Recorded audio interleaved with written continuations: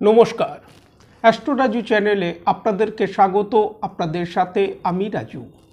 আলোচনা করব 5ই ফেব্রুয়ারি থেকে 11ই ফেব্রুয়ারি এই সপ্তাহটি মকর রাশির ওপর কী ধরনের প্রভাব আসতে পারে।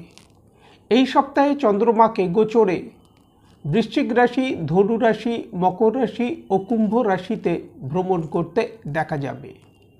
ভিডিওটি শুরু করবার আগে আপনাদেরকে বলবো, যারা যারা অনুষ্ঠানটি দেখছেন প্লিজ চ্যানেলটিকে সাবস্ক্রাইব করতে ভুলবেন না। আর যারা যারা সাবস্ক্রাইব করছেন তাদেরকে আমার অসংখ্য ধন্যবাদ। সপ্তাহের শুরুতেই চন্দ্রমাকে গোচরে আপনাদের রাশির একাদশভাবে অর্থাৎ বৃশ্চিক রাশিতে অবস্থান করতে দেখা যাচ্ছে। বৃশ্চিক রাশিতে চন্দ্রমাকে গোচরে মঙ্গলবার সকাল 7:30টার আগে পর্যন্ত অবস্থান করতে দেখা যাচ্ছে।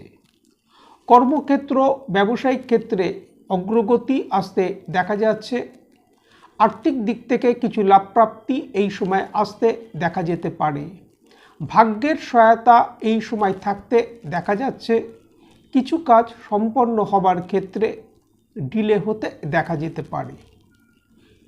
মঙ্গলবার সকাল 7:30টার পর চন্দ্রমা গোচরে আপনাদের রাশির দ্বাদশভাবে অর্থাৎ ধনু রাশিতে প্রবেশ করবে এবং বৃহস্পতিবার সকাল 10টার আগে পর্যন্ত চন্দ্রমাকে গোচরে ধনু রাশিতেই অবস্থান করতে দেখা যাবে।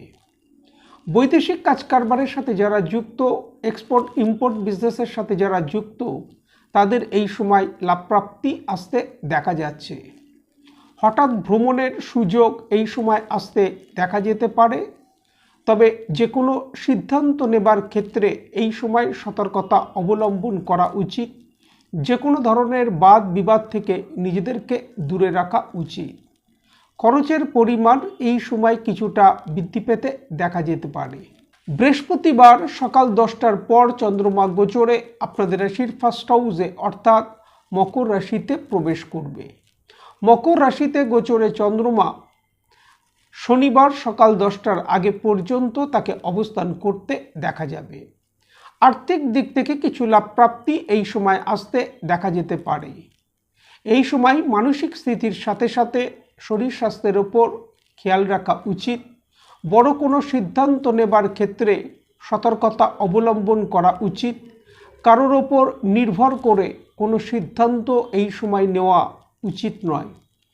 এই সময় জাতকের ক্রোধ, জেদ কিছুটা বৃদ্ধি পেতে দেখা যেতে পারে। ক্রোধ ও জেদের প্রতি নিয়ন্ত্রণ করে চলা উচিত এই সময়। শনিবার সকাল 10টার পর চন্দ্রমা গোচরে আপনাদের রাশির দ্বিতীয়ভাবে অর্থাৎ কুম্ভ রাশিতে প্রবেশ করবে এবং সপ্তাহের শেষ চন্দ্রমাকে গোচরে কুম্ভ রাশিতেই অবস্থান করতে দেখা যাবে। আর্থিক দিক থেকে এই সময় অনুকূল সময় থাকতে দেখা যাচ্ছে। আর্থিক দিক থেকে এই সময় লাভপ্রাপ্তির সম্ভাবনা দেখা যায়। নিজেদের কথাবার্তার প্রতি এই সময় নিয়ন্ত্রণ করে চলা উচিত। দাম্পত্য জীবন, প্রেম প্রণয়ের ক্ষেত্রে কিছুটা কম্প্রোমাইজ করে চলা উচিত। বিদ্যার্থীদের বিদ্যাক্ষেত্র থেকে একটা স্বাভাবিক রেজাল্ট এই সময় আসতে দেখা যাচ্ছে। হাই বিপি সংক্রান্ত সমস্যা, ঘুমের সমস্যা, পেটের সমস্যার প্রকোপ এই সময় কিছুটা বৃদ্ধি পেতে দেখা যেতে পারে। এই সময় প্রত্যহ সন্ধ্যাবেলা যদি হনুমান চালিসা পাঠ করা যায় তা থেকে যথেষ্ট লাভপ্রাপ্তির সম্ভাবনা। আজ এই পর্যন্ত। নমস্কার।